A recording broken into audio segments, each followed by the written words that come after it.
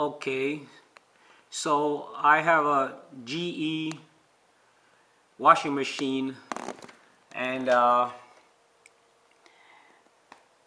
have problems with the timer, wherein the timer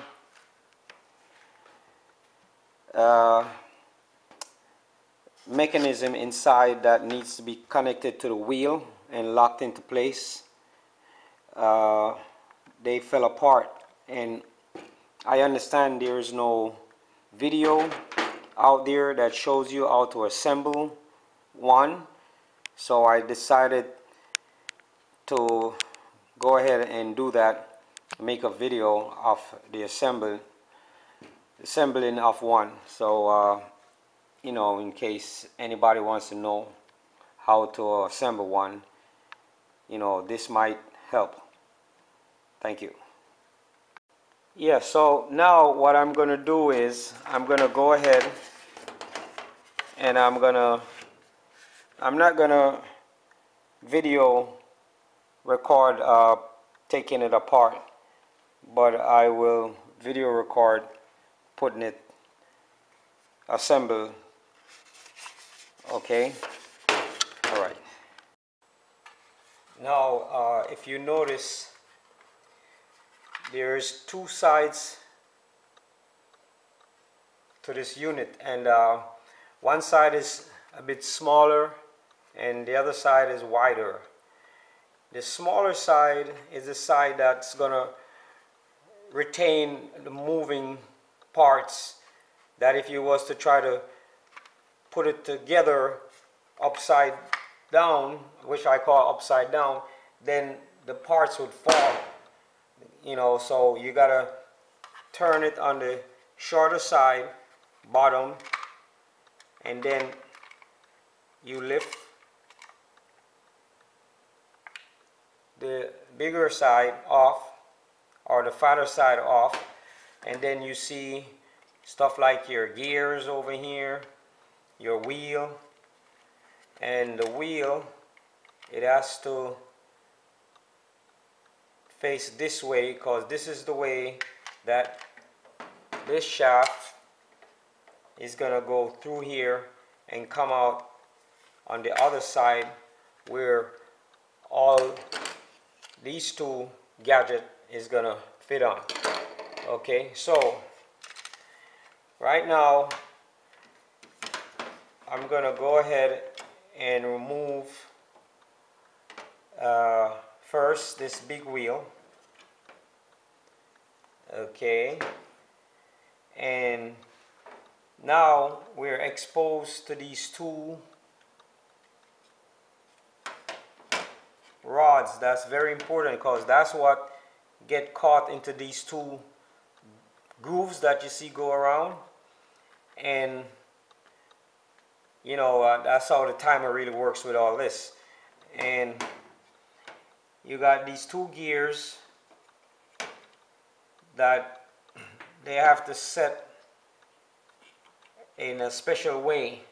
It only fits one way, so if you try to fit it and it's not fitting, then you know you're doing it wrong.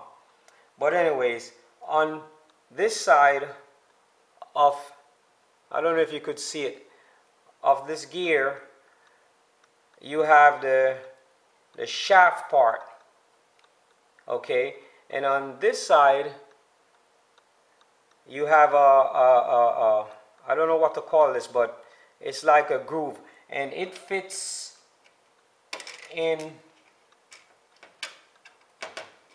inside of this.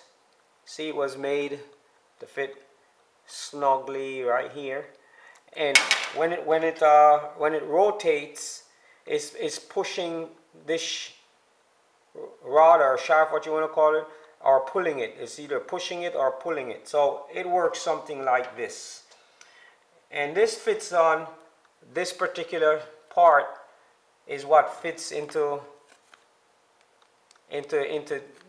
these gadgets, into these ridge. I don't know if you could see them clearly, but on both of them, this one and this one, is the same.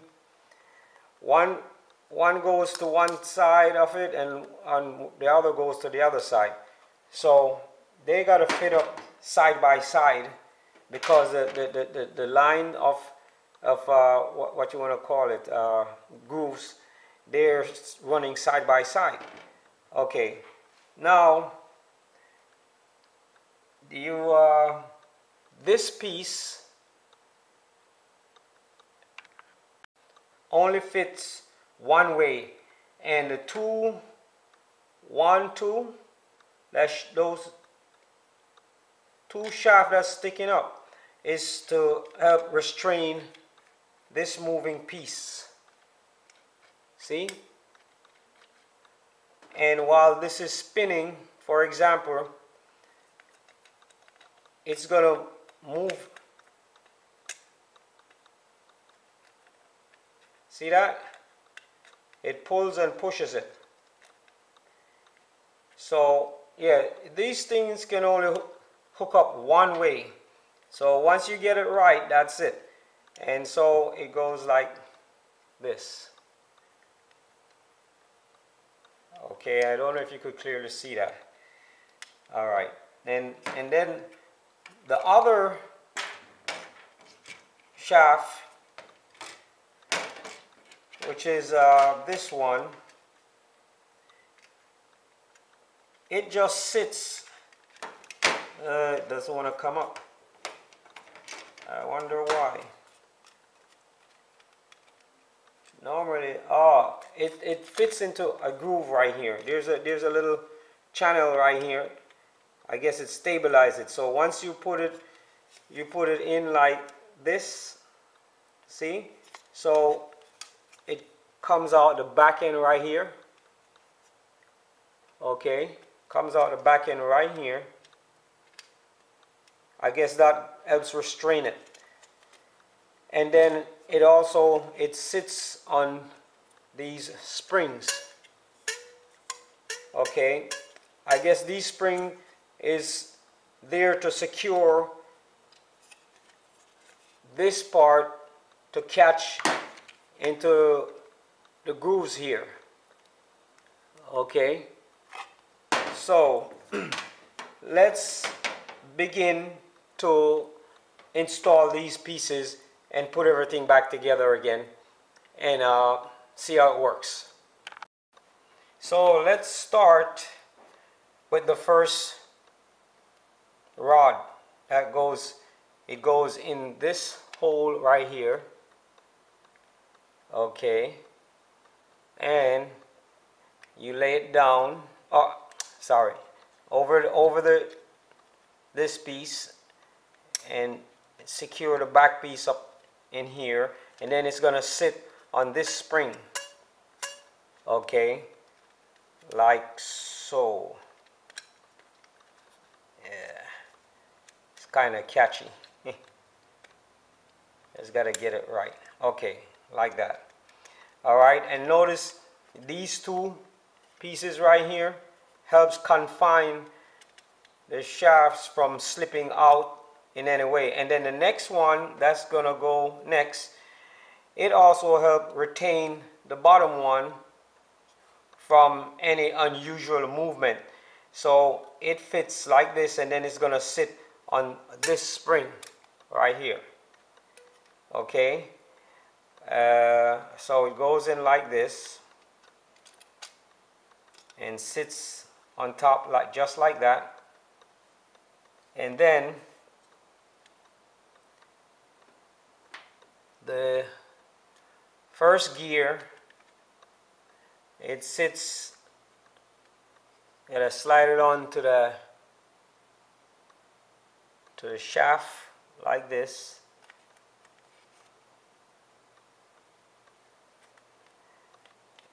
And then it's gonna sit in the groove that was made for the second shaft, which I think it, yeah. So want to make sure it's sitting in there. Good. See, it's moving back and forth. All right. Okay. And then this green set of gear, it has gears on opposite side, here and over here. See, it has the gears on this side and on this side. So it's a double action, while this one is just single. So yeah, and then it sits in like that, just like that. Okay, so this is, I don't know if you could see clearly, when I turn this gear, see it moved the shaft back and forth. Okay, and I believe that's what happens as the mechanism is working. So the next thing is to put the wheel on there, but the wheel is kind of heavy, and if it presses down too hard, it lifts the gears out of place. So you know, you might want to use your finger on the opposite side of the wheel so it doesn't put too much pressure, too much weight. See? And then the cover, you take it and just line it up, try to get this shaft exactly in the hole of the big wheel. Okay, and goes like this in, and then slowly press down,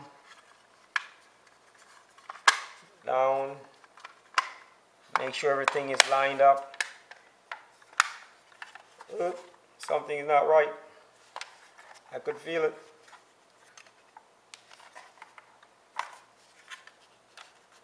Okay, we're good.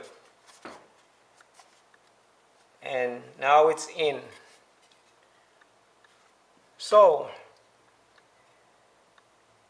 let's see how the gears are clicking when we turn the wheel. You gotta insert, make sure this is lined up. Make sure this is lined up, this little groove is lined up with, this ridge lined up with this groove. And like so. Okay. Alright, now it's made contact. We could turn. Hear that? Hear that? Okay, we're good to go. And basically, that's how we assemble the timer, GE washer timer. I hope you enjoyed the video and it be some help to you. And until next time, have a nice day.